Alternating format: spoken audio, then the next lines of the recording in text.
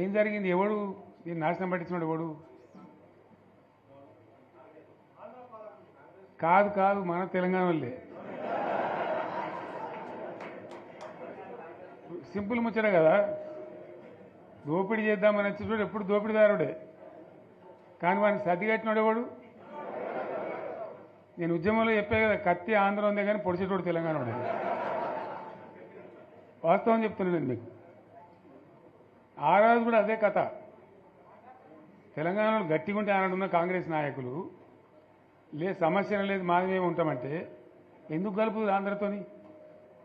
ఏమక్కర ఏర్పడుతుండే?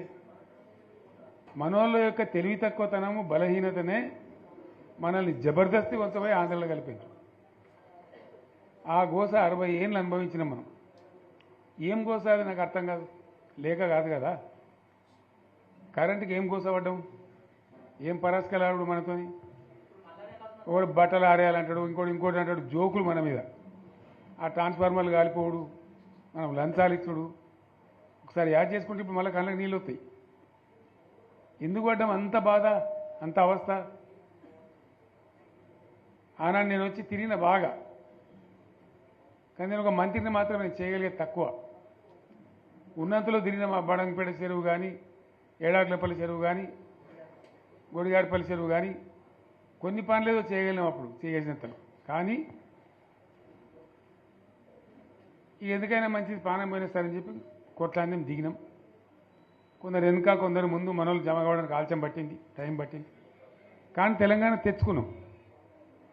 ఒక 20-25 ఏళ్ళు గోసపడ్డ కరెంటు. 25 ఏళ్ళు కదా. మూటలు గాలుడు, ట్రాన్స్ఫారం గాలుడు, లంచాలిచ్చుడు, అంత గోసపడ్డటువంటి బాధను 6-7 నెలలనే 24 గంటలు అందరికీ కరెంట్ సెట్ చేసినాం. మరి కాంగ్రెస్ వాళ్ళు చాలా పెద్ద సిపాయిలేనాయి. ఒకరిని మించిన వాడు ఉండే. మరి వాళ్ళు ఎందుకు చేయలేకపోయింది 25 ఏళ్లలో? మన తెలంగాణ వచ్చినాక మరి మనం ఎట్లా చేసుకున్నాం, నడుపుకున్నాం 7-8 ఏళ్ళు. మంచినీళ్ళ బాధ పూర్తిగా తీర్చుకున్నాం. ప్రతి ఇంటికి నల్లాల ద్వారా నీళ్ళు వచ్చినట్టు ప్రతి ఇంట్లో నల్లా పెట్టి నీళ్ళు ఇచ్చుకున్నాం. తెలంగాణ వస్తే లాభమైంది, మా ప్రజలకు కొన్ని మౌలికమైన బాధలు పోవాలి, కొన్ని అవస్థలు తీరాలని చెప్పి మిషన్ భగీరథ కావచ్చు, మరొకటి కావచ్చు, కరెంటు కావచ్చు తెచ్చుకున్నాం. 24 గంటలు కరెంట్ ఇచ్చుకున్నాం. ఏమైనా ప్రాజెక్టు చెరువు కింద నీళ్ళు తీసుకుంటే బంద్ చేసినాం.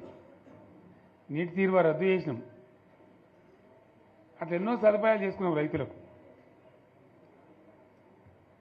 బాగా జరుగుతుండే.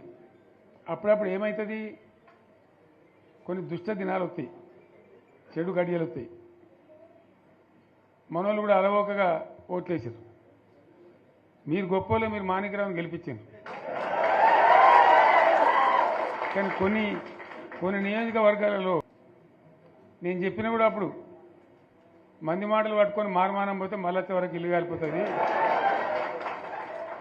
వీళ్ళని నమ్మితే అమాంతం మింగుతారు, మోసపోతాం. రైతు బంధుకు రామరామ అంటారు, దళిత బంధుకు జై భీమ్ అంటారు, వీళ్ళు ముంచుతారా నాయన అని చెప్పిన నేను. ఏమో వీని సంగతి ఎంతో చూద్దామని ఆయనతో వేసారు. వేసింది ఇరుకపోయారు, బాయిలో పడ్డారు, అయిపోయి ఉన్నాయి అన్ని వీక్ అయిపోయారు. మళ్ళీ మొదటికి వచ్చానా కైలాసం ఆడలో పెద్ద పంపించినట్టు అయింది మళ్ళీ. అంతే కదా. గ్యారంటీగా మంచిగా సంసారం జరుగుతుంది. ఇద్దరు తువ్వకొచ్చినాం. రైతులు ఇంత ముఖం తెలివి అవుతుండ్రి, ఇంత బాకీలు కట్టుకుంటుండ్రి. ఎంతోమంది పాపం సిటీలు వేసుకుందరు, ఏదో వేసుకుందరు. రైతు బంధు పైసలు పడితే ఎంత సంతోషం ఉంటుండే. ఆయన పోయిన ఇప్పుడు గంగలు గడిచిపోయి ఇప్పుడు వాడు ఇత్తడో ఈడో భగవంతుని కనుక ఇచ్చినా కూడా మోసమే. ఏదో మళ్ళీ ఎలక్షన్ కోసం దానికోసం చేస్తారు తప్ప కడుపు నిండా ప్రేమను ఇచ్చేది గిట్లే ఉంటుందా? మనం ఉన్నప్పుడు కరోనా వచ్చింది. కరోనా వస్తే కూడా నేను రైతు బంధు ఆపలే. కరోనా వచ్చి రాష్ట్రానికి రూపాయి ఆదాయం రాకపోయినా వ్యవసాయం అయితే జరగాలి కదా, తప్పద్దని చెప్పి ఈవెన్ కరోనా ఉంటే కూడా రైతు బంధు ఆపలే. అంత ఒక నిర్ణయం తీసుకొని రైతాంగాన్ని నిలబెట్టాలని, కాపాడుకోవాలని చెప్పి ఒక 4-5 మంచి స్కీములు తెచ్చి వాళ్ళని కాపాడుకున్నాం. గౌరవంగా బతికిన రైతులు. ఒక ధీమా వచ్చినుండే. రైతు బీమా పడితే ఎంతమందికి సాయం జరిగింది? గుంట భూమి ఉన్న కూడా మంచిగా సాయం జరిగింది, చిన్న రైతు కూడా సాయం జరిగింది.